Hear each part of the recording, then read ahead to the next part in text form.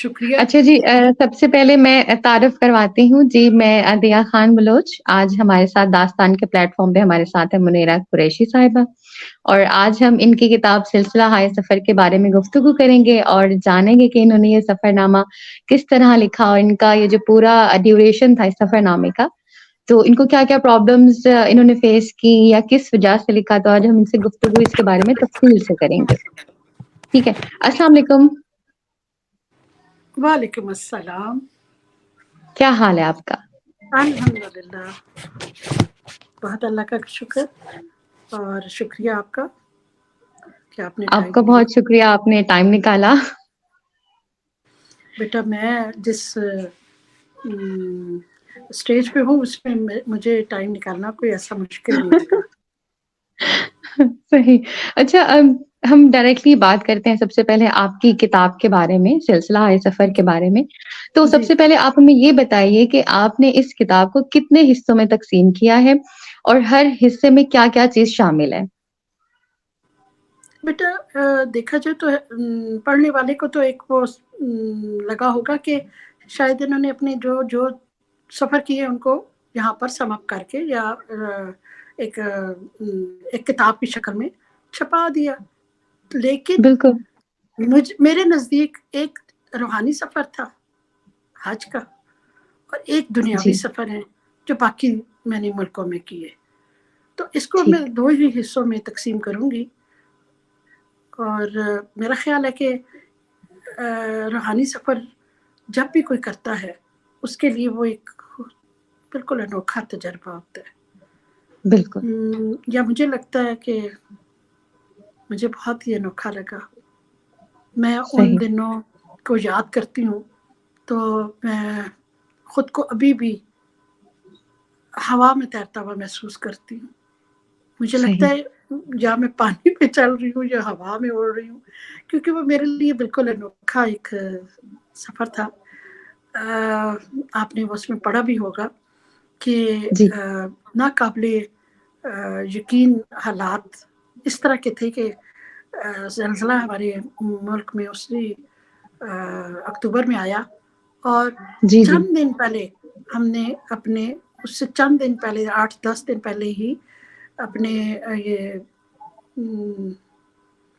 جمع کروا دیے تھے کاغذات اور فارم فل صحیح. کر دیے تھے اس میں ٹورزم کی جو ایک ایجنسی تھی اس میں. اور یہ بھول ہی گیا ہمیں جب زلزلہ آیا، اور اس قدر ہمارے اکتوبر 2005 کے زلزلے نے اس قدر دل گرفتہ کر دیا تھا کہ سمجھ نہیں آتی تھی کہ دنیا میں اس غم کے علاوہ بھی کوئی غم ہے.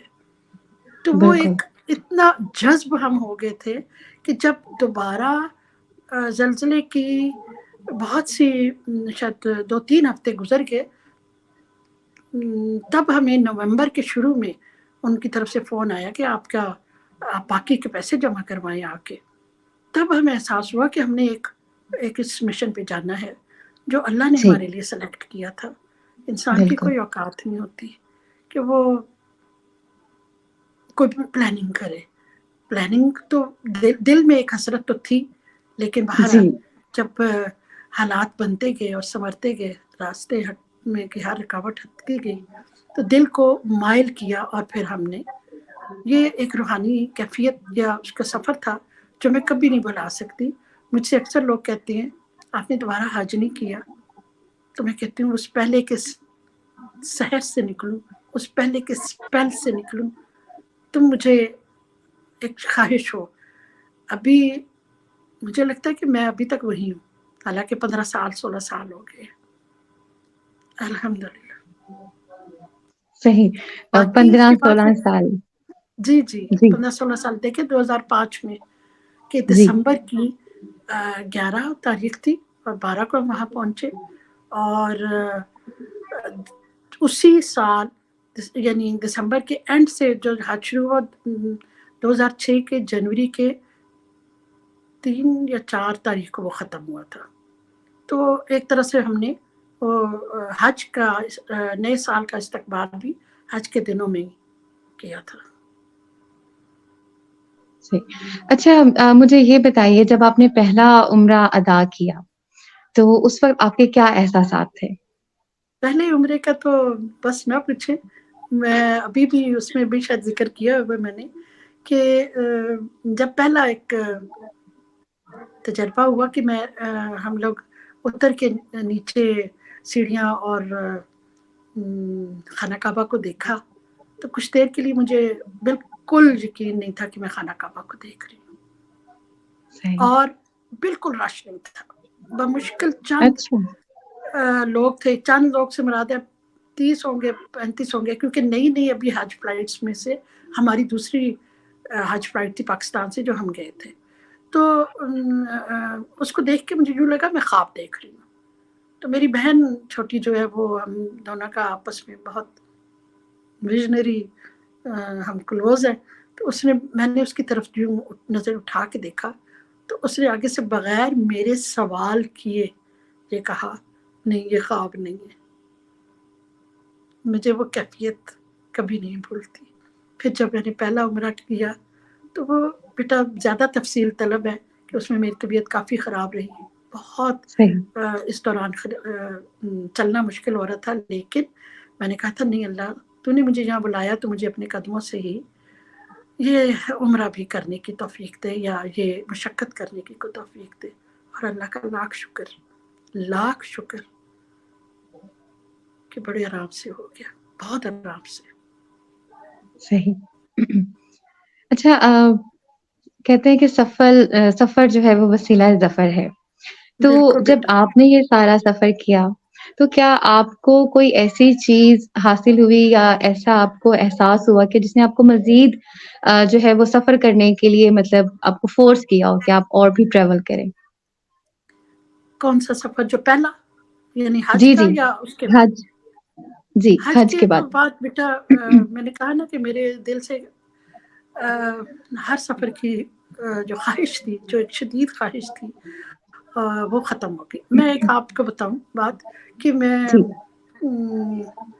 بچپن سے ہی پھرنے کی بہت شوقین تھی، اور مجھے اچھا لگتا تھا نئی جگہوں پہ جانا، نئے لوگوں سے ملنا، اگرچہ میں اس زمانے میں اتنی زیادہ بولنے والی نہیں تھی، اور ایک فیز آتے ہیں نا ہر انسان کے زندگی میں، تو لیکن اس کے باوجود مجھے سفر کرنا اور نئی چیزیں دیکھنا اور نظارے دیکھنا انتہائی پسند تھا، اور میرا دل چاہتا تھا میں سارا وقت دنیا میں پھرتی رہوں۔ جو بڑے ہوتے گئے مسائل پتہ چلے کہ عورت کے لیے یا نوجوان لڑکی کے لیے کوئی ایسے بھی آسان حالات نہیں ہوتے، خاص طور پر جب ایک مڈل کلاس گھرانے کی روایات بہت ہوتی ہیں تو اس کو بھی میں جی نے فالو کرنا ہوتا ہے، یعنی ہر نوجوان لڑکی کو۔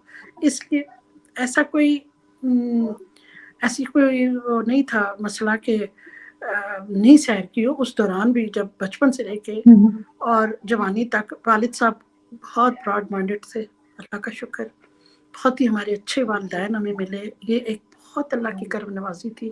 انہوں نے ہمیں آف اینڈ آن مری میں تو ہم رہنے جاتے تھے، یا جو بھی نزدیک کی جو خوبصورت جگہیں تھیں ایبٹ آباد وغیرہ سب جگہ ہم اکثر جاتے تھے۔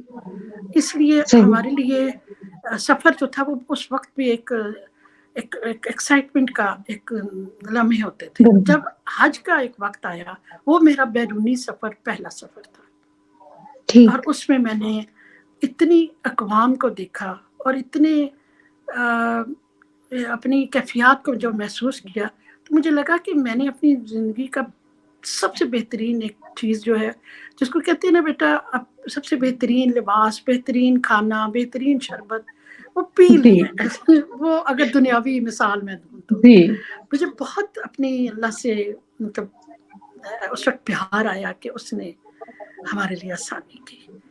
اور بالکل جب واپس آئی ادھر سے تو میرا خیال ہے کہ 2009 میں ہماری بہت اچھی سہیلی ہے شاہدہ، اس نے ان دنوں وہ ادھر تھی ملیشیا میں، جب اس نے کہا کہ میرے پاس گھر بھی ہے اور میں اداس بھی ہوں، میں چاہتی ہوں کہ کوئی میرے پاس آ کے رہے، کیونکہ اس کے میاں کی ان دنوں وہاں پہ اپائنٹمنٹ تھی ایک اسلامک ملیشین یونیورسٹی میں، تو میں اور میری بہنیں ہم دونوں کے مشترکہ دوستیاں ہی ہیں، اور وہ ہمارے پرانے پڑوسی بھی تھے. اس طرح ہمارا ایک محبت والا رشتہ تھا جس کی وجہ سے وہ ہم نے ہمیں مجبور کیا کہ نہیں تم آؤ اور ملیشیا دیکھو.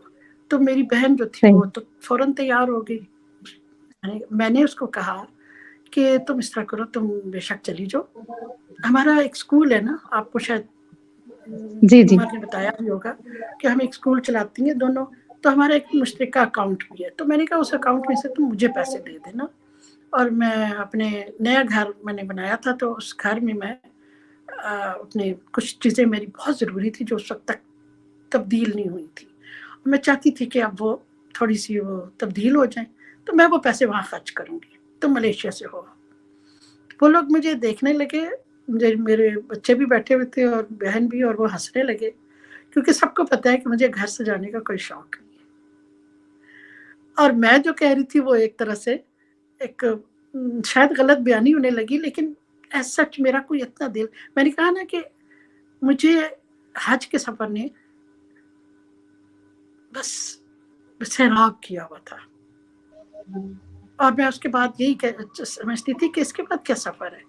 لیکن اللہ کی کائنات بہت خوبصورت ہے، اور جو اس نے کہا ہے نا کہ تم زمین پر چلو پھرو تاکہ اس کے نظاروں، اس کی دنیا کو دیکھیں ہم، اور اسی کی حمد و ثنا کریں.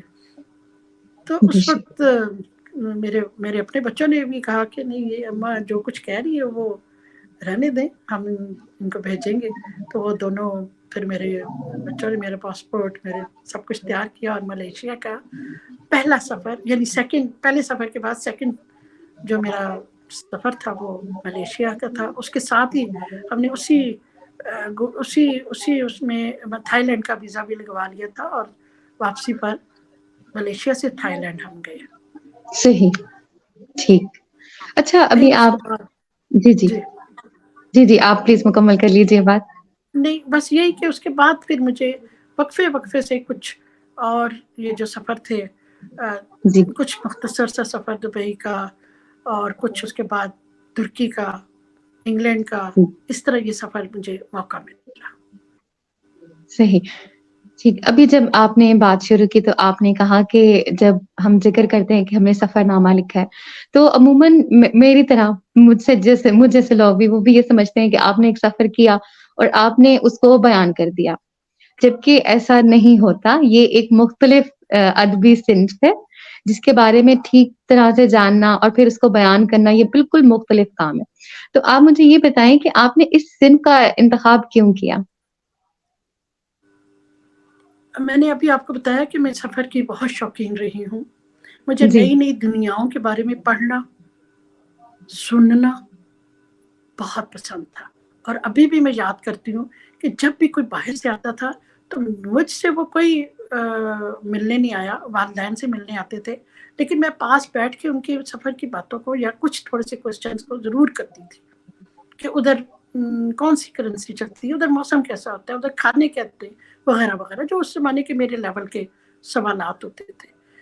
اس کے بعد جب میں نے سفر نامے بہت ینگ ایج سے پڑھنے شروع کیے تو میں ڈوب جاتی تھی، گم ہو جاتی تھی، اور مجھے لگتا تھا میں اسی زمانے میں اس بندے کے ساتھ ساتھ سفر کر رہی ہوں. اور صرف صحیح. وہ اس دنیا کے سفر یا آج کل کے سیاحت کے جو سیاح تھے انہی کے سفر نامے نہیں پڑھے، بلکہ ابن بطوطہ ہوا، یا جو اس سے پہلے جو چائنیز سیاح تھے بڑے مشہور، وہ بڑے ان کے عجیب سے نام ہوتے یہ یاد بھی نہیں رہتے. ہیون سونگ جو ایک ایسا شخص تھا جو کہ پہاڑوں سے ہوتا ہوا چائنا سے انڈیا پہنچا تھا تاکہ وہ راجہ سدھارت کی اپنے جو جس کو وہ لوگ مانتے تھے اس کی ضیافتیں، اس کی مختلف جگہوں پہ جو باقیات تھیں یا جو اس کی عبادت کی جگہیں تھیں وہ ان کی زیارت کرنا چاہتا تھا. تو یہ اس کا ایسا سفر تھا جو دنگ رہ جانے والا ہے.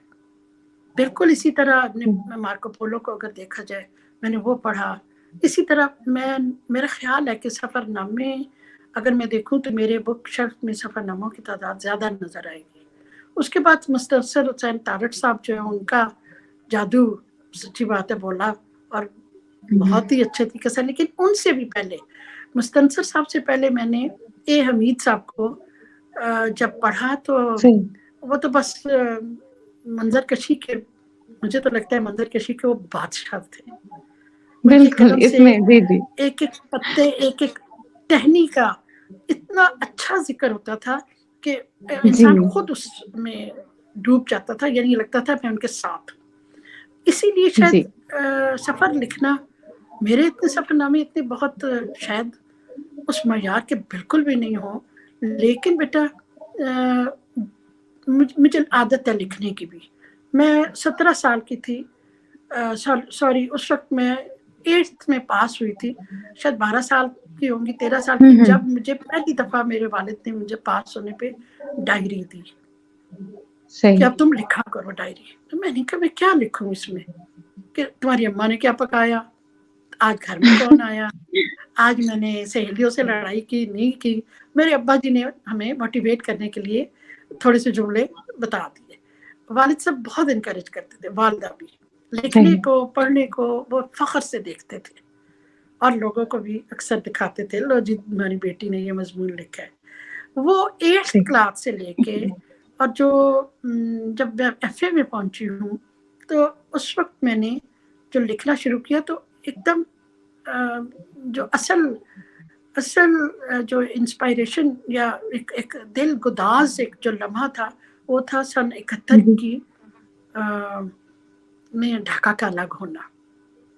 وہ دل پہ ایسا اثر ہوا کہ ایک میں نے پنجابی لفظ نظم لکھی کیونکہ میں خود میری زبان جو ہے گھر میں وہ پنجابی بولی جاتی ہے، اور ایک میں نے اردو میں نظم لکھی تھی. اور اس طرح وہ ایک آغاز تھا نظم کی صحیح طرف، آزاد نظم کی طرف. اور میرے والد بھی شاعری کرتے تھے ماشاءاللہ. خالد تخلص تھا، میجر ظفر الحق خالد ان کا تخلص تھا. تو وہ جب میں ان کو دکھاتی تھی اپنی نظمیں جو میری چھوٹے چھوٹے جذبوں والی نظمیں تھیں، تو میرے والد اکثر کہتے تھے تم قافیہ ردیف کی شاعری کرو، یہ تمہیں قبول نہیں کیا جائے گا، اس شاعری کو شاعری کی صنف میں اتنا مقام نہیں ملا ابھی. تو میں کہتی تھی میرے سے قافیہ ردیف والی شاعری ہو ہی نہیں رہی، یہی آزاد نظمیں مجھے اتر رہی ہیں میرے دل میں دماغ میں، تو میں وہ لکھنے پر ہی خوشی محسوس کرتی ہوں. لیکن انہوں نے کہا لکھتی ضرور رہو، لکھنا مت چھوڑنا. تو اس کے بعد بیٹا لکھنا نہیں چھوڑا. صرف صحیح اگر دیکھا جائے تو سیاحت کی جو میں نے ایک سیکھا اس میں ایک تو اے حمید صاحب کے جو بارش سماوار اور خوشبو اسی طرح ہی تھا وہ سفر نامہ جو ان کا قسطوار چلتا تھا نوائے وقت میں، اور میں انتہائی شوق سے اس کا قسط کو انتظار کرتی تھی. پھر ایک زمانہ آیا کہ اے حمید صاحب سے ملنے بھی کبھی موقع مل گیا، اور ان کے گھر جب میں گئی تو انہوں نے کہا تم نے میرا کیا پڑھا ہے میرے بارے میں. میں نے کہا جی سب سے پہلے تو مجھے وہ سفر نامہ آپ کا جو تھا اس نے مجھے بہت متاثر کیا، اور اس کے بعد میں نے آپ کی کتابیں بعد میں پڑھی ہیں، اور اپنے بچوں کے لیے جب میرے بچے چھوٹے تھے اور میں چاہتی تھی وہ اچھا لٹریچر پڑھیں تو میں نے آپ کی تھی ایک سیریز تھی عالی مصر میں تو عالی لندن میں تو عالی اسرائیل میں کچھ عالی تھا، وہ میں نے پڑھی ہے. تو وہ میں خود پہلے پڑھتی تھی تاکہ میں دیکھوں اس میں بچوں کے لیے ٹھیک لٹریچر ان کی ذات تک پہنچ رہا. تو وہ میں نے اتنی اپنی جو سفر کی جو اطمینان تھا سفر نامے پڑھنے کا وہ اس سے بھی میں حاصل کرتی رہی. تو میں نے اس میں سب بہت سے سفر نامے دیکھے، لیکن ابن بطوطہ کا مجھے بہت ہی پسند ہے. اس میں غیر ضروری ڈیٹیل نہیں ہے بلکہ ضروری ڈیٹیل ہے، باریکی اور عام یوزل باتیں ہیں. اس نے بہت نقشے کو اور بہت جغرافیے کو نہیں اتنا بیان کیا جتنا اس نے لوگوں کو یا اس کے معاشرت کو، تمدن کو، رہن سہن کو اس قوم کی جس میں وہ جاتا تھا وہ زیادہ بیان کرتا تھا. تو وہ میرے لیے بہت حیران کن سا ایک سفر نامہ تھا. اور بھی میں نے جو سچی بات ہے میں نے بہت پڑھے ہیں، مجھے اس وقت تو یاد نہیں آ رہا، لیکن ایک ان کا ابن بطوطہ کا اور ایک مستنصر صاحب بھی اپنے سفر نامے لکھنے میں لاجواب انسان ہے. ٹھیک.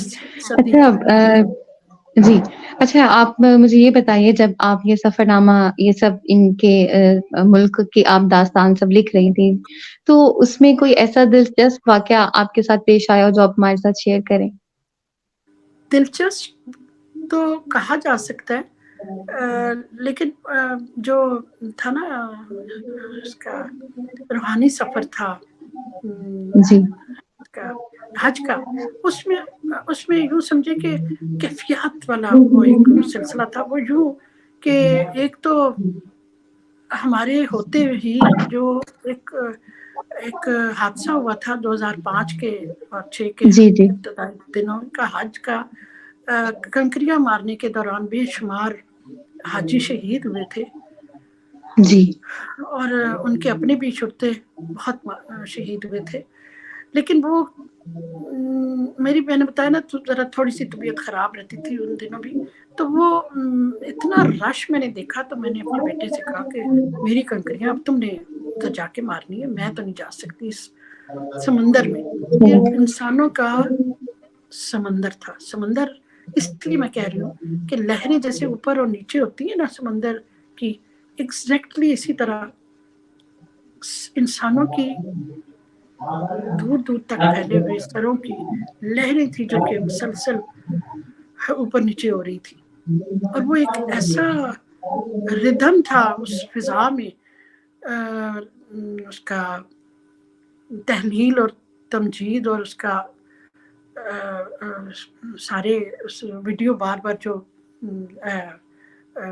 لگی ہوئی تھی، اس میں اس کا کیا ریکارڈنگ جو لگی ہوئی تھی، اس کی ردم ایسی تھی کہ مجھے یوں لگا تھا اس وقت کہ جیسے آسمان اور زمین کے درمیان صرف اور صرف وہی تسبیح و تحلیل اور اللہ کی حمد و ثنا کا ایک عجیب سا ایک کنیکشن محسوس ہوا. اور ایک عروج پہ نہیں پہنچا ہوتا جب ایک موسیقار اپنے موسیقی کے انسٹرومنٹ کو بجاتا ہے، تو وہ ایک اینڈ میں جب لاتا ہے نا تو وہ اونچی اور بلند ہو جاتی ہے اس کی آواز، اس موسیقی کے سر کی. تو وہ وہاں پر مجھے یہ ایک تجربہ محسوس ہوا. دوسرا اسی جگہ جب ہم طواف وداع کہتے ہیں اس کو، جس میں الوداع ہو رہتے ہیں حاجی، اگلے دن ان کی فلائٹ ہوتی ہے یا اسی شام. وہ بہت سے اور تجربوں کے بعد میں نے یہ ایک مجھے ہمیشہ یاد رہا کہ ایک ٹرکش کسان سا لگ رہا تھا، یا کوئی مطلب محنت کش ہی لگ رہا تھا، کیونکہ اس کے کپڑے کو بہت زیادہ ایسے نہیں تھے اچھے، جینز بھی بالکل پرانی سی پہنی ہوئی تھی. اب چونکہ وہ جا رہا تھا اور ہم اس دوران آخری ہم بھی طواف کرنے پہنچے ہوئے تھے، وہ طواف کر چکا تھا اور اپنے گھٹنوں کے بال بیٹھ کے، اور جس طرح اپنے زبان میں نا کوئی نعت یا کوئی حمد یا کوئی محبت کا اظہار کر رہا تھا، جو ہمیں ایک لفظ صحیح. نہیں پتا کہ وہ کیا کہہ رہا ہے. لیکن اس کے باوجود آنسو ہمارے رواں ہو گئے کہ جو یہ کہہ رہا ہے وہی میرے دل میں ہے. صحیح. وہ مجھے لگا کہ وہ یوں کہہ رہا ہے کہ میں نے کب اب دوبارہ آنا ہے، تیرا دیدار کہاں اور ہم کہاں. تو وہ کچھ اسی قسم کی، وہ مجھے اس کے آنسو، اس کا والہانہ پن مجھے اس محنت کش کا کبھی نہیں بھولتا. صحیح. تو منیرہ قریشی، آپ مجھے یہ بتائیے کہ سفر وسیلہ ظفر ہوتا ہے. جب آپ نے سفر کیا تو کیا کوئی ایسی چیز آپ کو حاصل ہوئی جس نے آپ کو مزید کسی کام کے لیے انسپائر کیا ہو؟ سفر تو اس میں کوئی شک نہیں کہ انسانی زندگی کے لیے انتہائی میں سمجھتی ہوں ضروری ہے اور خوشگوار اثرات لیے ہوتا ہے، لیکن یہ ان لوگوں کے لیے جو گھروں سے باہر جانا پسند کرتے ہیں۔ اگر کوئی نہیں جانا پسند کرتا اور اسے گھر کے ہی اندر رہنا یا محدود جگہوں تک ہی اس کا سفر ہوتا ہے، تو وہ تب بھی اگر اندر کی آنکھ، مشاہدے کی آنکھ کھل جائے تو میرا خیال ہے کہ ایسی صورت میں بہت کچھ انسان سیکھ لیتا ہے، چاہے اس نے نزدیک کا سفر کیا ہو یا دور کا۔ لیکن اگر مشاہدے کی آنکھ نہیں کھلتی تو ایسی صورت میں نہ تو انسان سیکھتا ہے، نہ کوئی خاص ایسا انسپائر ہوتا ہے۔ مجھے جہاں تک جو تھوڑے سے سفر کرنے کو ملے ہیں، ایسا کوئی میں بہت بڑے زیادہ ملکوں میں نہیں گئی ہوں، جو 5-6 ملکوں میں گئی ہوں، مجھے وہاں پر جیسے ترکی ہے، انگلینڈ ہے اور کسی حد تک ملیشیا، ان کی صفائی ستھرائی، درختوں کی بہتات، آرگنائز پارک، یہ مجھے بہت ہی اچھے لگے۔ بہت ہی میں ان سے متاثر ہوئی کہ کاش میرے ملک میں زیادہ سے زیادہ پارک ہوں، زیادہ سے زیادہ درختوں کی ایسی روشیں، ایسے جنگل ہوں جن کے اندر سے گزر کر درخت کی اور نیچر کی ہمارے ساتھ جو جڑا ہوا ایک لنک ہے، جو انسانی فطرت کے اندر سمو دیا ہے اللہ نے، وہ ہمیں مل سکتا۔ اور یہی میری میں انسپائر ہوئی ہوں وہاں کی صفائی ستھرائی اور وہاں کے قانون کی پاسداری پر۔ قانون صحیح، وہاں سب کے لیے ہے، وہاں یہ لفظ نہیں بولا جاتا آپ مجھے جانتے ہیں میں بالکل، کون ہوں۔ یہ انتہائی دل دکھا دینے والا لفظ ہوتا ہے، ایک قانون کے محافظ کے لیے بھی، دیکھنے والی آس پاس کی جو آنکھیں ہیں ان کے لیے بھی، دلوں کے لیے بھی۔ ہم کسی بھی قانون سے ماوراء نہیں ہو سکتے، چاہے ہم کوئی بھی ہیں، کیونکہ اگر ایسا ہی جنگل کا قانون ہوتا اس میں انگلینڈ میں، تو ہر کوئی دوڑ کے آج بھی وہاں نہ جاتا کہ کم از کم وہاں سکون ہے، وہاں پہ حقوق اور فرائض کا سب کو احساس دلا دیا گیا ہے۔ یہ چیز میرے لیے بہت انسپائریشن رہی مجھے، اور میرا دل چاہتا ہے کہ صحیح، پاکستان میں بھی ایسا ہو۔ واپس آ کر میں نے جو تھوڑا بہت ہو سکا درخت لگانے کی کوشش کی ہے، اور اب وہ درخت کافی ماشاءاللہ، یعنی یہ پرانی، جب میں پہلی دفعہ انگلینڈ گئی 2014 میں، تو تب واپس آ کے تب بھی مجھے یہ احساس ہوا کہ ہمیں، اور پارک کو صاف کرنے کا، چونکہ میں ایک اسکول چلاتی ہوں تو ہم نے اپنے بچوں کو یہ ایک انسپائریشن دی کہ آپ اپنے نزدیک کے پارک کو خود صاف کریں، مت انتظار کریں کہ یہ کوئی گورنمنٹ کی طرف سے ہی کوئی آئے گا صفائی کا عملہ تو وہ صاف کرے گا۔ تو مجھے بہت خوشی ہے کہ بچوں کو ہم نے گلوز دیے، بڑے بڑے تھیلے دیے، اور قریب کے پارک میں 2 پارک کو انہوں نے صاف کیا۔ اور اس چیز پہ میں نے دیکھا کہ بچے بہت ایکسائٹڈ تھے، بہت پرجوش تھے، اور انہوں نے یوں لگ رہا تھا جیسے انہوں نے کارنامہ کیا ہے۔ بچوں کے اندر یہ احساس دلانا بھی چاہیے، اور میں سمجھتی ہوں کہ ہر صورت نصاب کے اسباق میں یہ چیز ہو کہ آپ نے کتنے درخت لگائے تاکہ آپ کے نمبر اتنے بڑھیں گے۔ صحیح، باقی ٹھیک۔ اچھا مجھے بیٹا یہ بتائیے کہ آپ سفر نامہ لکھنا ایک مشکل کام ہے؟ جی، سفر نامہ لکھنا ایک مشکل کام ہے کیونکہ اس میں وہ سب کچھ شامل ہوتا ہے جو ہم نے خود محسوس کیا ہوتا ہے، جو آپ پر خود بیتا ہوتا ہے۔ تو آپ نے اس صنف کا انتخاب کیوں کیا؟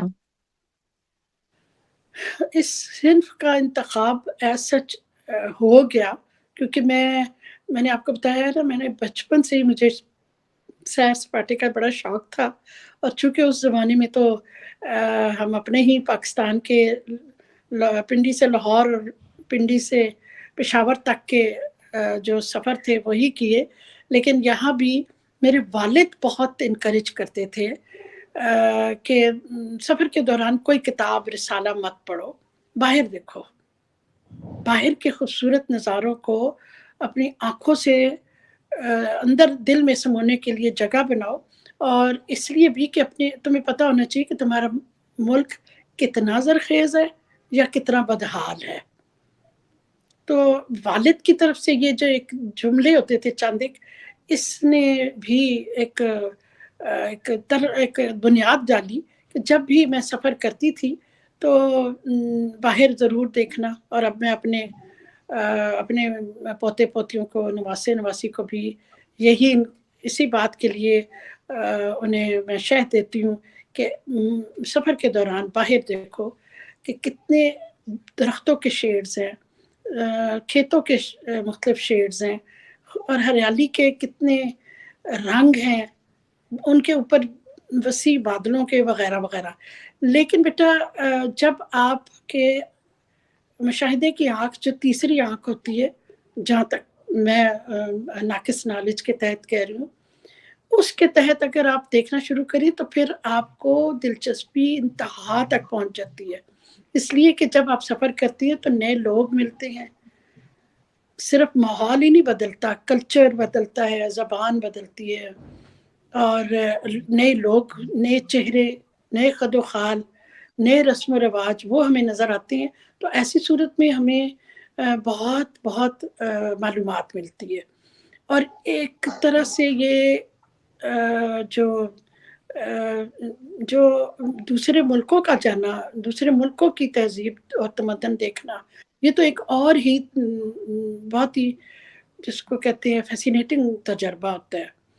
اس لیے مجھے لکھنا، ویسے بھی مجھے ویسے لفظ ہے نا، بچپن کا ٹپیکل لفظ ہے، بچپن سے شوق، تو بچپن سے شوق اس لیے تھا کہ مجھے سب سے پہلی ڈائری والد صاحب نے دی تھی جب میں 8ویں میں پاس ہوئی تھی، تو انہوں نے کہا تھا کہ اب تم ڈائری لکھا کرو۔ تو میں نے کہا میں کیا لکھوں؟ تو ان کا یہی کہ تمہاری اماں نے آج کیا پکایا، کیسا تھا وہ اس کا ذائقہ، یا آج ہمارے گھر کون آیا، تو ان کے ساتھ امی کی کیا بات چیت ہوئی، تمہارے جتنے جو بچے آئے، تو وہ یعنی چھوٹی چھوٹی بات کو نا انہوں نے کہا لکھو۔ اور یہ چیز میرا خیال ہے کہ یہی چیز مجھے لکھنے کی طرف نہ صرف راغب کیا، بلکہ میں سمجھتی ہوں کہ لکھائی بھی، یعنی طرز تحریر میں بھی تھوڑی توانائی آ گئی، اور بچے پھر لکھنا جب شروع کیا تو وہ لکھنے کی نا چسکا پڑ گیا۔ میں جب پھر کہیں جاتی ہوں تو اپنے پرس میں ایک چھوٹی سی ڈائری رکھتی ہوں، بالکل چھوٹی سی چنی منی سی، اور اس میں روزانہ کی سیر سپاٹے کے پوائنٹس آ کے لکھا کرتی ہوں۔ اسی وجہ سے مجھے یاد رہ جاتا ہے جب میں گھر میں آ کے، اور اگر وہ ڈائری سال بعد بھی کھولوں، 2 سال بعد کھولوں، تو مجھے ایک ایک منظر جزیات کے ساتھ یاد آنے لگتا ہے۔ اس وقت مجھے لکھنا اچھا لگتا ہے، اور ایک وجہ تو یہ تھی۔ دوسرا یہ کہ جب میں نے خود بھی بہت سے سفر نامے پڑھے، میں نے جیسے شاید آپ ذکر کیا ہے کہ جو میرے ہاتھ آتا تھا سفر نامہ، وہ میں جس دلچسپی سے پڑھتی تھی، یہ مجھے لگتا ہے کہ میں ایک اپنا نشہ پورا کرتی تھی مطالعے کا، اور ادب میں میرا پسندیدہ ترین جو موضوعات ہوتے تھے اس میں ایک تو آپ بھی تھی، اور دوسرا سفر نامے۔ اچھا، سفر نامے پڑھنے کا جب میں نے شروع کیا، جیسے جو چائنا کے جو فاہیان، کیا نام تھا اس کا، بدھ راہب تھا فاہیان، جو اور 1500 سال پہلے پہاڑوں سے پیدل سفر کرتا کرتا وہ ہندوستان آیا تھا، جہاں چونکہ وہ بدھ تھا، مہاتما بدھ نے کی رہائش اور اس کی عبادت گاہوں کی زیارت کرنے آیا تھا، تو اس کا سفر نامہ پڑھا، یا ابن جبیر کا سفر نامہ جو کہ دراصل بنیادی طور پر وہ بحری سفر انہوں نے زیادہ کیے ہیں، اور اس کے علاوہ جو ابن بطوطہ کا، مارکو پولو کا، ان سب کے سفر نامے جب میں نے پڑھے تو میں اس قدر ڈوب جاتی تھی کہ میں آپ کو اس لطف کا میں بتا نہیں سکتی کہ میں ادھر اسی زمانے میں پہنچ جاتی تھی ذہنی طور پر. اور جب پاکستان کے تو کوئی بھی شاید ہی کوئی سفر نامے ایسے ہوں مختلف مصنفین کے جو میں نے نہ پڑھے ہوں. اچھا، ایک عجیب ایک بات ہے کہ کچھ لوگوں نے سفر نامے کو صرف ایک مشاہدے کی میئرمنٹس کی کہ اتنے رقبہ ہے اور اتنی آبادی ہے اور اتنی تہذیبیں ہیں، معلومات دینے والی ایک معلوماتی کتاب کے طور پہ اس کو لکھا. وہ تھوڑا سا دلچسپ انداز نہیں تھا. اچھا، جن لوگوں نے وہاں کے مختلف رخ بیان کیے، مثلا ابن بطوطہ نے لکھا کہ میں فلاں کے دربار میں اتنا عرصہ وابستہ رہا تو میں نے وہاں پر کیا کیا مشاہدے دیکھے، ان کے لباس کیسے تھے، ان کے کھانے پینے یا ان کے مختلف رسومات کیسی تھیں، ان کی سرزمین کیسی تھی. تو وہ اتنی جزیات کے ساتھ لکھتا رہا کہ انسان دل چاہتا ہے کہ وہ ایک دن میں ختم نہ ہو بلکہ وہ چلتی رہے کتاب. اسی طرح کے جو سفر نامے ہوتی ہیں وہ دلچسپی حمید نے اب انہوں نے وہ اپنے بالکل ہی نوعمری کے دور کے جو ایک سفر نامے لکھے ہیں جب وہ گھر سے شاید بھاگ گئے تھے اور برما اور سری لنکا تک بھی وہ شاید گئے ہیں. تو ایسے سفر ناموں کی جزیات کا تو الگ ہی رنگ تھا. وہاں پر انہوں نے مختلف جگہوں سے گزرتی ہوئی جب ٹرین گزرتی ہے جو مناظر انہوں نے ایکسپلین کیے ہیں، میں تو عاشق ہوں ایسے لوگوں کی جو اتنی خوبصورت تحریر لکھتے ہیں کہ انسان ان کے ساتھ ساتھ سفر کرتا ہے. میرا دل چاہا کہ میں جو کچھ پھر کے آئی ہوں میں چلو ان کی یادداشتوں کے طور پر ہی لکھ لوں. جب میں نے ان یادداشتوں کو لکھنا شروع کیا اپنے ویلاگ، اپنے ایک محدود گروپ ہے خانہ بدوش کے نام سے، تو وہاں پر تھوڑی سی جو شامل ہیں احباب، انہوں نے بہت دلچسپی کا اظہار کیا اور مجھے بہت سراہا. تو میں نے سوچا کہ میں لکھتی گئی اور آہستہ آہستہ حج میرا زندگی کا پہلا سفر تھا جس کو میں نے بس اللہ کی کرم نوازی کے ساتھ اس کو کیا. اس کے بعد جو سفر تھے وہ بھی اسی میں شامل کر کے اور میں نے یوں ٹھیک. اچھا، مجھے یہ بتائیے اس سارے سفر کے دوران کوئی ایسا دلچسپ واقعہ جو آپ کے ساتھ پیش آیا ہو وہ شیئر کیجیے ہمارے ساتھ. ہاں بیٹا، دلچسپ واقعات ہر جگہ پہ پیش آتے ہیں. ایون کہ آپ اپنے گھر سے نکلیں اور بازار تک پہنچے نا تب بھی کوئی نہ کوئی دلچسپ واقعہ آپ کو ہو جاتا ہے کبھی کبھی اور مل بھی جاتا ہے. اور پھر وہی بات کہ آپ کی آنکھوں نے کس رنگ سے، کس انگ سے اس مشاہدے کو وصول کیا. جب آپ اس منظر کو، اس واقعے کو مشاہدے کی تھوڑی سی گہرائی کے ساتھ قبول کرتے ہیں تو وہ ایک اور انداز سے آپ کے دل میں جگہ پا لیتا ہے. جب ہم حج کرنے گئے تو ایک تو میں نے ذکر کیا ہے کہ ایک ٹرکش کوئی کسان تھا، بہت ہی مفلوق الحال ہی سمجھ لیں. ایک تو دبلا پتلا، اوپر سے کپڑے اس کے کافی کم قیمت سے تھے، لیکن اللہ نے اس کو یہ اس نوازا اس کو اس سفر کی رب العالمین نے. تو وہ اتنا خوش تھا اور میں سمجھتی ہوں کہ وہ اس کی ترجمانی کی. وہ گھٹنوں کے بل بیٹھا ہوا تھا طواف زیارہ طواف ودا، یعنی اس سے اگلے دن جیسے اب ان پارٹیز نے چلے جانا ہے تو اس کو خدا حافظی کا جو ایک طواف ہوتا ہے اس میں وہ گھٹنوں کے بل خانہ کعبہ کے بالکل قریب اپنی زبان میں کوئی نظم پڑھ رہا تھا جو، اور ساتھ اس کے آنسو بہ رہے تھے. وہ جس درد بھرے انداز سے اللہ سے اپنی محبت کا اظہار کر رہا تھا، وہ ہم سب کی ترجمانی تھی جو ہم سب جا رہے تھے واپس. ایک تو وہ مجھے اس کے والہانہ اور دل برانہ اور عاشقانہ انداز نہیں بھولتا.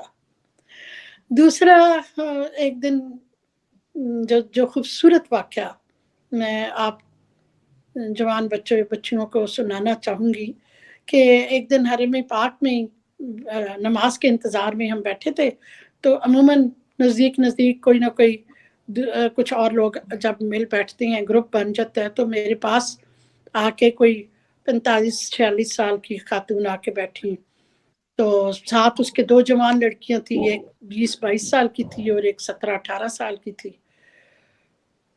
گفتگو ہوئی تو انہوں نے، کیونکہ وہ برقعے میں تھیں اور رنگت اور خد و خال سے وہ ہمارے ہی ایشیا کی لگ رہی تھی، تو پتہ چلا کہ وہ لکھنؤ کی ہیں اور کہنے کی میرا نام منیرہ ہے. تو ہم دونوں نے بہت گرم جوشی سے پھر میں نے ہاتھ میں لایا کہ میرا نام بھی منیرہ ہے، میں پاکستان کی ہوں اور تم ہندوستان کی ہو. تو خود ہی بتانے لگی کہ میرا یہ ساتھ میری بیٹی ہے اور ساتھ میری بہو ہے. جو 22-23 سال کی لڑکی تھی وہ بہو تھی اور ساتھ اس کی چھوٹی بیٹی تھی.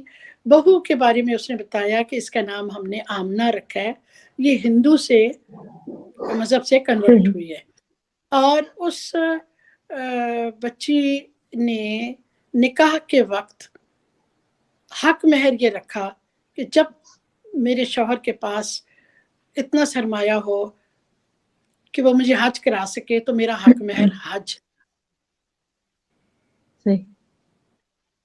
میں یہ سن کر اس کو گلے لگا کے اس کو بہت پیار کیا اور میں نے کہا بیٹا تم جس عمر میں ہو وہاں پر یہ حق مہر زیادہ پسند کیا جاتا ہے کہ مجھے ہنی مون کے لیے سوئٹزرلینڈ لے کے جاؤ یا ملیشیا لے کے جاؤ یا 8 تولے مجھے سونے کے کڑے پہنانا، یہ وہ عمر ہوتی ہے. تم نے جس خوبصورت ترین حق مہر کو اپنے لیے پسند کیا اس کے لیے تمہیں خدا اجر دے. یہ واقعہ مجھے کبھی نہیں بھولے گا اور میں سمجھتی ہوں دنیاوی لالچ یا دنیاوی خواہشات کی کوئی حد نہیں ہے، ان لمیٹیڈ ہے. لیکن جب آپ اس کے دنیاوی خواہشات کی ایک حد بنا لیتے ہیں تو اس وقت خوبصورت ترین سوچیں اور خوبصورت ترین اعلیٰ خیال آپ کے دل میں آ جاتے ہیں، جیسے اس ہندو بچی کے دل میں آیا. اور اسی طرح میں جب ترکی میں گئی تو حضرت یوشع علیہ السلام کے مزار جو مشہور ہے یوشع علیہ السلام کے مزار کے نام سے، ترکی سے ذرا وہ 1 گھنٹے کی ڈرائیو پر تھا استنبول سے.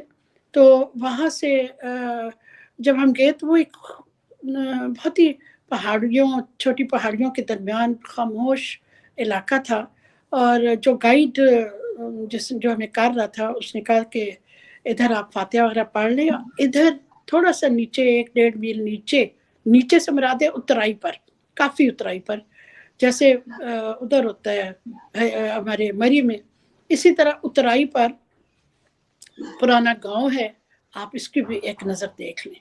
تو جب میں اس گاؤں میں گئی تو مجھے لگ رہا تھا میں نے کتاب کا ماضی کی کتاب کا کوئی صفحہ الٹا ہے اور میں وہاں پہنچ گئی، کیونکہ وہاں کی سڑکیں گلیاں کافی حد تک پتھروں کی بنی ہوئی تھیں، بہت چوڑی نہیں تھیں، بلڈنگز بھی وہاں بہت پرانی تھیں، اور ابھی تک جب وہاں پر خواتین اول تو نظر ہی نہیں آئیں بازاروں میں گلیوں میں، اور اگر نظر آئیں تو انہوں نے سر پہ سکارف لیا ہوا تھا، انہوں نے اپنی وہ چھوٹی کھلی سی قمیض پہنی ہوئی تھی اور شلواریں وہی ٹرکش شلوار جس کو ہم کہتے ہیں تنگ پانچوں کے ساتھ کھلی سی شلوار وہ پہنی ہوئی تھی. اور وہ خواتین جو تھی وہ مجھے تاریخ کے پرانے کسی دور کی مجھے لگی. یہ میرے لیے بڑا دلچسپ منظر تھا جو مجھے یاد آتا ہے. ٹھیک. اچھا مجھے یہ بتائیے کہ مجھے ایسے لگتا ہے کہ سفر نامہ لکھنا ایک بہت مشکل کام ہے کیونکہ اس کی تفصیلات کبھی کیونکہ ہمارے پاس وقت ہوتا ہے کبھی نہیں ہوتا کہ آپ جگہوں کے نام اور باقی سب تفصیلات نا اپنے پاس نوٹ کر سکیں. تو آپ نے یہ سب چیزیں کس طرح سے لکھی, کس طرح سے مینیج کیا یہ سب؟ آپ کو جو آپ کو آگے اور جو لوگ ہیں ان سے بھی انٹرویو کا جنہوں نے زیادہ لکھا ہے یا پڑھا ہے تو اس سے یہ آپ کو اندازہ ہوگا کہ ایک کیفیت ہوتی ہے. ہر ایک چیز لکھنے کی ضروری نہیں کہ وہ صرف سفر نامہ ہو. میں سمجھتی ہوں کوئی بھی نثر ہو یا نظم ہو یا شاعری کا جو بھی صنف ہو, جب تک ایک آمد نہیں ہوتی تب تک انسان لکھ نہیں پاتا. وہ ورنہ بڑا آرٹیفیشل لگتا ہے خود سے بنا کے ساز. میں اس چیز کی اتنی قائل نہیں ہوں. میں سمجھتی ہوں کہ جو آپ پر آمد ہو رہی ہے بس اس کے مطابق آپ لکھتے جائیں. اور میری ایک اچھی عادت یا جو بھی سمجھ لیں کہ جب بھی میں کہیں سیر کرنے جاتی ہوں تو میں اپنے ساتھ ایک چھوٹی سی ڈائری ضرور رکھتی ہوں. واپس گھر آ کے اپنے کمرے میں جا کے میں اس کے پوائنٹس نوٹ کر لیتی ہوں جو میں نے آج دیکھا یا جو تھوڑا سا محسوس کیا.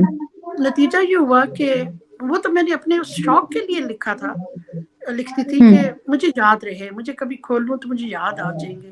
اور وہی ہوا کہ جب مجھے لکھنے کا سوجھا کہ میں اس پہ اپنا ایک میں نے بنایا ہوا ہے ایک محدود گروپ خانہ بدوش کے نام سے, تو وہ اس میں نے جب لکھنا شروع کیا تو ایک تو ان نکات کو جو میں نے سامنے رکھا تو وہ ایک یاداشتیں تھیں. دوسرے یوں لگتا تھا کہ جیسے سامنے ایک فلم چل رہی ہے اور میں دیکھ رہی ہوں اور میں لکھتی چلی گئی اور میں خود حیران ہوتی تھی جب میں ختم کرتی تھی کہ مجھے کتنی چھوٹی چھوٹی باتیں یاد آتی گئی, جزیات کے ساتھ, تفصیلات کے ساتھ. بالکل صحیح. اچھا اب مجھے یہ بتائیں کہ موجودہ صورتحال میں کتاب شائع کروانے میں کن کن مسائل کا سامنا کرنا پڑتا ہے؟ مجھے تو کوئی مسائل کا سامنا نہیں کرنا پڑا, اس لیے کہ داستان کے حوالے سے عمر امیر علی کی جو ایک شخصیت ہے وہ میری وہ ہمارا پیارا بیٹا جو ہے وہ ہمارے اسکول کا ہی اسٹوڈنٹ, ایک لائق اسٹوڈنٹ رہا, قابل اسٹوڈنٹ رہا. اور بیچ میں ہمارا گیپ بھی ہو گیا کیونکہ میں تو اپنی زندگی میں مصروف تھی, مجھے تو کتابوں سے کوئی ایسا تھا بھی نہیں کہ میں ضرور لکھوں گی اور جب لکھوں گی. جب یہ ایک سرٹن ایک صفحات جمع ہو گئے اس میرے خانہ بدوش کے گروپ میں, تو کچھ میں نے بہت کم لوگوں کو ایڈ کیا ہوا ہے کیونکہ بیٹا میں کوئی اتنی وہ مقابلے والی اس ایج میں نہیں ہوں کہ میرے 1,00,000 فالوورز ہے یا 2,000 فالوورز ہے, ایسی مجھے کوئی شوق نہیں ہے. تو میں نے صرف 55 لوگوں کو جو ایڈ کیا ہوا ہے میں صرف اس لیے کہ وہ لٹریری مائنڈیڈ ہیں, وہ کتابیں پڑھنے والے لوگ ہیں, وہ بات کو اور نثر کو اور نظم کے یا لفظ کے اس کیفیت کو جاننے والے یا سمجھنے والے لوگ ہیں. اس لیے میں نے ان کو, تو وہ ان میں سے جو بھی تھے انہوں نے بڑا تعریف اور توصیف کی کہ یہ بڑا تم اچھا لکھ رہی ہو اور لکھو اور لکھو. وہ لکھتی گئی اور جب اتنے جمع ہو گئے صفحے کہ کووڈ آ گیا اس دوران, اس سے پہلے میں لکھ رہی تھی. کووڈ کا دور ایسا تھا, اسکول بند ہو کے مصروفیت ختم, گھر جانا آنا سب ختم. تو میں نے سوچا کہ میں اس کو کمپائل کر لوں, اس کو اکٹھا کر لوں. اس پیج پر یا اس پیج پر یا اس لنک پر جا کے لوگوں کے لیے کھولنا ایک وہ ہوتا ہے, اچھا چلو ابھی کل کر لیں گے پرسوں کر لیں گے, لیکن کتاب اگر سامنے ہو تو کتاب کو بک شیلف سے اٹھا کے چلو چند صفحے سے ہی لیکن انسان پڑھتا ہے. اور جب مجھے یہ خیال آیا تو میری ایک اور ایک پیاری بیٹی بھی ہے, اس کو تو دوست بھی ہے, नौरीन को जब मैंने बताया कि क्या ख्याल है मैं किताबें छपवा लूँ, कहने लगी फिर आप उमर से कांटेक्ट करिए, वो उनके पड़ोसी भी थे। तो मैंने कहा ज़रूर, मैंने उमर को बुलाया। तो अब एक उस्ताद का जो एक दर्जा है उस वक्त मेरे जी काम आया, और उमर ने जैसा मैं कहती थी वैसे ही वो करता था। शायद मैंने सही काटा हो, शायद मैंने उसको बहुत वो तंग किया हो, यहाँ से ये सफ़ा सही ऐसा नहीं, ये ऐसा नहीं। अपने तौर पे उसने मुझे जितना मुतमईन कर सकता था उसने मेरे साथ सही ताबन किया। मैं उसके जी पास कम और वो मेरे पास ज्यादा आके हर चीज पूछता था। और मैं समझती हूँ कि ये उम्र की वो तरबियत है जो उसके अच्छे जी माँ बाप ने की है, और दूसरा ये कि उसने उस्ताद को अहमियत दी, उसको वो बिल्कुल दर्जा दिया जो हर स्टूडेंट को देना चाहिए। बेशक इसलिए मुझे तो बेशक कोई मसला नहीं हुआ ना, मेरे सही पास इतने थे कि मैंने आराम से वो लगा दिए किताबों को शाया करने में। घर बैठे एक तरह से मुझे ये खुशी अल्लाह ने दी कि इस उम्र में कि मुझे मेरी किताबों को मेरे हाथ में, जब मेरी पहली किताब आई जो इसकी थी नज्म की थी, लम्हे ने कहा, ठीक ये मेरी छप के आने वाली पहली किताब थी। ये भी उमर ने आपके दास्तान वालों ने छापी है। जी और इस को छप के आने में मैं इतनी एक्साइटेड हुई कि मैंने वो लिखा है एक कॉलम भी उसके बारे में।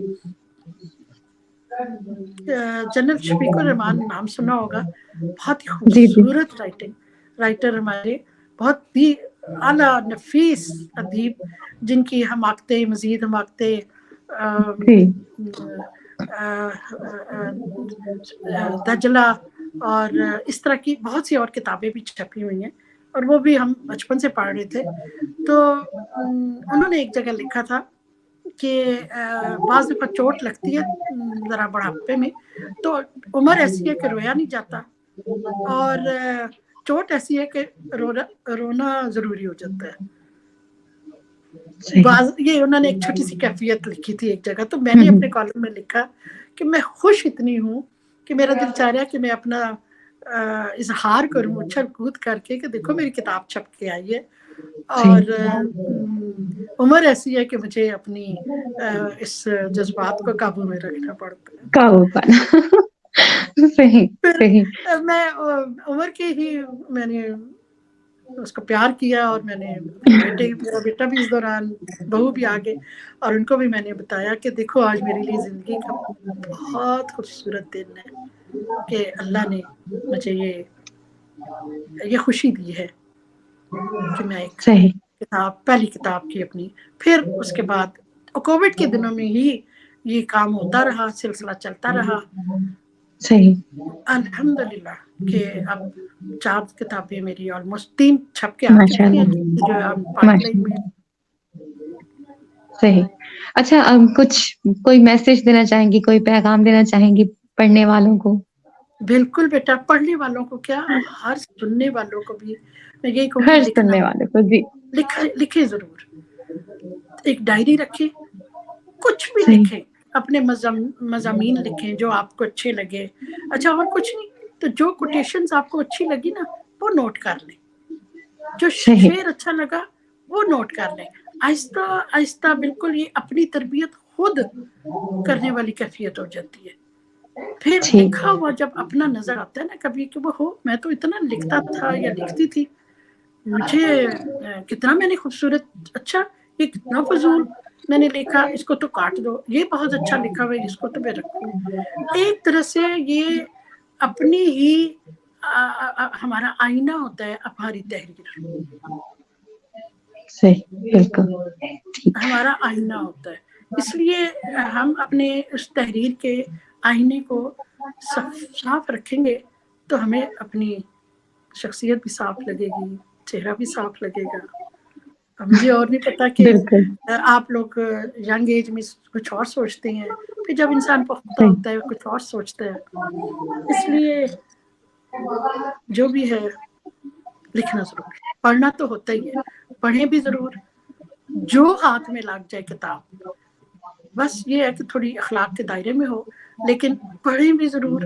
और जिस तरफ आपका रुझान है, अगर आपका रुझान शायरी की तरफ तो शायरी की पढ़ें, अगर आपका रुझान है सफ़रनामे की तरफ, जैसे मैंने लातादाद सफ़रनामे पढ़े, मुझे अफसानों वगैरह पे कोई ख़ास इतना इंटरेस्ट नहीं रहा, पढ़ती थी लेकिन इतना नहीं कि मैं उसकी किताबें खरीदूं। आज भी अच्छा, मुझे हमेशा से शिकारियात की बहुत दिलचस्पी रही, शिकारियात की किताब मैंने बहुत खरीदनी, सफ़रनामे बहुत खरीदने, सवाने हयात बेशुमार पढ़ी, सही। इतनी पढ़ी है कि अब याद भी नहीं कि कितनी पढ़ी है। और यही वजह है कि मेरी जो अब छप के आएगी वो मेरी अपनी ही यादाश्तों पर मुश्तमिल एक सवाने हयात है, और उसका नाम है यादों की तितलियां, और वो मेरी चौथी किताब। सही, ठीक, जो उमर बहुत अमीर अली शुक्रिया के आपका। पास पहुंच चुकी है, जी जी जो जी, उमर अमीर अली के पास पहुंच चुकी है, अब वो अगला प्रोसेस। सही, बिल्कुल। बहुत शुक्रिया आपका, आपने वक्त निकाला, आपसे गुफ्तगू करके बहुत अच्छा लगा मुझे। बेटी बहुत मुझे भी अच्छा लगा, और मुझे खुशी है कि एक अदबी नौयत की हमने आपस में बातें की, और जी, जो हर लिखने वाले का दिल होता है कि मैं किसी के साथ शेयर करूं, और आज मैंने बहुत बिल्कुल। एक अच्छे इदारे के साथ, अच्छी प्लेटफॉर्म के साथ मैंने ये सारी बातें शेयर की हैं। आपका शुक्रिया, आपने मुझे टाइम दिया।